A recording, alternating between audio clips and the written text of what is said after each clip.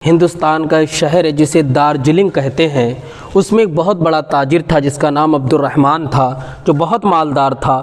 اس کی کوئی اولاد نہیں ہو رہی تھی، تو وہ غریب نواز کی بارگاہ میں گیا اور اس نے اللہ پاک سے دعا کی آپ کے وسیلے سے، تو اللہ پاک نے اسے ایک شہزادہ عطا فرمایا۔ تو اس کا اکلوتا بیٹا تھا، بڑے ناز و نعم میں پلا ہوا تھا، ہر خواہش اس کی پوری کرتا تھا۔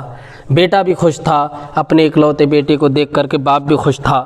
اکلوتا بیٹا تو ویسے بھی باپ کے قریب ہوتا ہے، ماں کے قریب ہوتا ہے، پھر یہ تو بہت ہی مالدار تھا، اور اس کا کام جو تھا وہ ہیرے جواہرات کا کام تھا، اور صرف ہندوستان تک سیمت نہیں تھا بلکہ باہر ملکوں میں بھی اس کا کام ہوتا تھا۔ یہ بہت زیادہ امیر ترین آدمی تھا، مگر ہوا یہ سوء اتفاق ایسا کہ یہ اس کا شہزادہ تو جو تھا وہ ایسے لوگوں کے ساتھ رہنے لگا جو بہت زیادہ بدمعاش قسم کے تھے، جن کی بری بری عادتیں تھیں، تو یہ بچپن سے ہی ان لوگوں کے ساتھ رہنے لگا، تو اس کی بھی غلط عادتیں پڑ گئیں۔ اب باپ اپنے بیٹوں کو دیکھتا تو بہت پریشان ہوتا۔ اس کے اندر بہت ساری خرابیاں تو تھیں ہی تھیں، مگر ایک یہ بھی خرابی تھی کہ وہ جوا بھی کھیلتا تھا، تاش کے پتوں میں اپنی زندگی قربان کر رہا تھا۔ اب جب عبد الرحمن جوہری نے اپنی بیٹی کی یہ حالت دیکھی تو اسے بہت سمجھایا، رشتہ داروں نے سمجھایا، مگر اس کے دل پر کوئی اثر نہیں ہوا۔ اس کی والدہ بھی اسے سمجھاتی کہ بیٹا یہ کام مت کر، یہ غلط ہے، ایسے تو ساری ملکیت ختم ہو جائے گی، ہم لوگ برباد ہو جائیں گے۔ اور آہستہ آہستہ محمد امین جوا اتنا کھیلنے لگا کہ ساری دولت اس نے ختم کر دی، اب محتاجی پر یہ آ گئے۔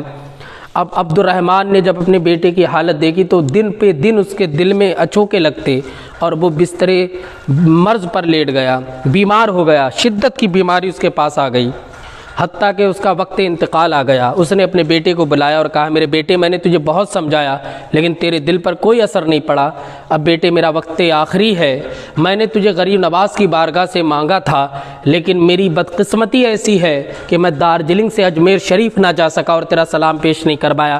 بیٹا اگر زندگی تمہیں اجازت دے اور وقت ملے تو غریب نواز کی بارگاہ میں ضرور سلام پیش کر کے آنا۔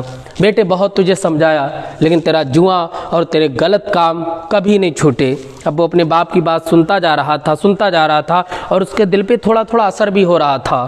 اب وہ اپنے باپ کا اس نے اپنی نگاہوں کے سامنے انتقال ہوتے ہوئے دیکھا، زار و قطار رویا، اس کی والدہ بھی روئیں، ہر طرف صف ماتم بچھی ہوئی تھی، سب لوگ پریشان تھے چونکہ یہ شہر کا سب سے امیر آدمی تھا۔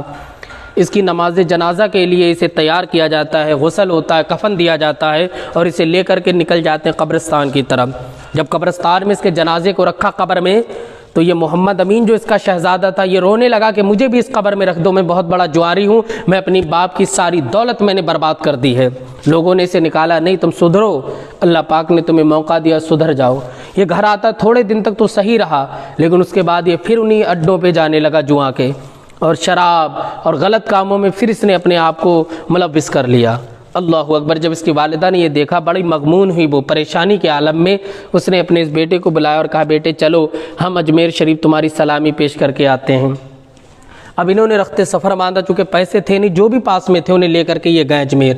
اب دربار خواجہ غریب نواز میں حاضری دیتے ہیں، اور حاضری دینے کے بعد اس کے دل پر ابھی تک کچھ محسوس نہیں ہو رہا، لیکن والدہ اس کی کہہ رہی ہیں بیٹے ہم آئے ہیں غریب نواز کی بارگاہ میں تو ضرور ہمیں پھل ملے گا، یقیناً تم سدھر جاؤ گے۔ یہ بولا کہ ماں آ تو گئے لیکن میرے دل پر ابھی کوئی کیفیت نہیں ہے، مجھے نہیں لگتا ہے کہ میں سدھر جاؤں گا، میری یہ بدعمالیہ اور میرے گناہ اتنی شدت پکڑ گئے ہیں کہ اب ان سے باہر آنا میرے لیے بہت ہی مشکل ہو گیا۔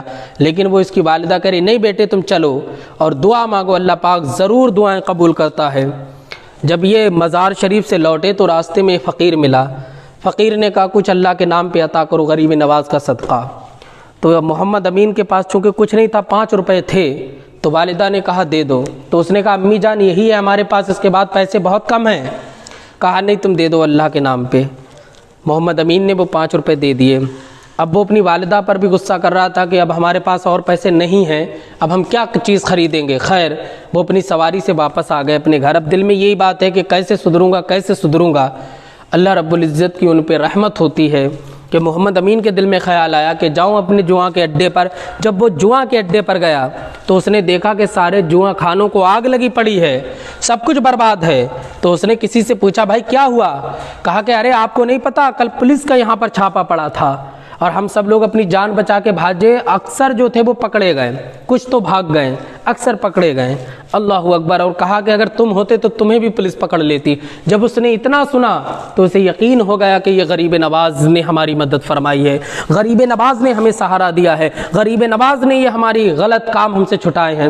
اب والدہ کے پاس آتا ہے، اور والدہ نے جب اسے آتے ہوئے دیکھا کہ یہ تو آج اس ٹائم تو اسے شراب خانے میں ہونا چاہیے تھے، جوا کھیلتے ہونا چاہیے، مگر اس وقت یہ گھر میں کیسے ہے؟